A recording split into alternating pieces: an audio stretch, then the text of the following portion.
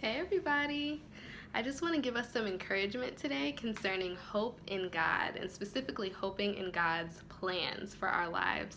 So I know for so many of us this pandemic has been so heartbreaking and challenging, and my heart goes out to those of you who have lost family members and loved ones. We really do just grieve with you because it's so sad. And I also realized that I think there's an element of disappointment for a lot of people as well, because some of you maybe were planning to go to college in the fall or go to grad school, and now you're wondering, are those things still going to happen? Are they going to be virtual? Or maybe you had in mind that you were going to get married, or you were going to travel or move or go on a mission trip.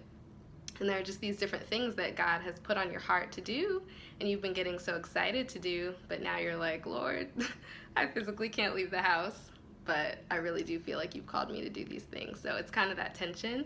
And a few weeks ago, I was listening to a podcast, and they shared this scripture that really cut through so much of the disappointment that I was feeling in my own heart and in my own mind.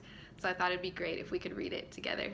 So it's in James chapter 4, verses 13 through 16, and this is what it says. Come now, you who will say, today or tomorrow, we will go into such and such a town and spend a year there and trade and make a profit. Yet you do not know what tomorrow will bring.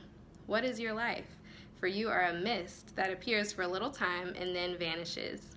Instead, you ought to say, if the Lord wills, we will live and do this or that. As it is, you boast in your arrogance. All such boasting is evil.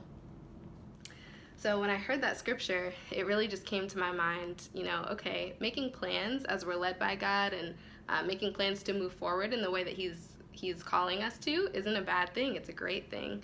But I think we get to a point where we have to stop and wonder, am I clinging so tightly to the plans that I've made or to what God's will is in my life? So the thing that really stood out to me in the verse was when he said, instead, you ought to say, if the Lord wills, we will live and do this or that. So as a believer and as a child of God, our place is to wake up every day and say, God, if you will, I will get out of bed and go to college or go travel or do whatever the things are.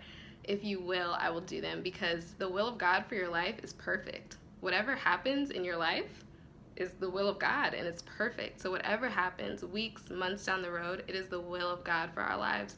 We can trust that God is our Father. He loves us. He wants to prosper us and not harm us. His will is perfect. So what happens in our life, we hope in Him that His plans for us are perfect and are going to be a blessing to us. So I hope that's encouraging to you guys.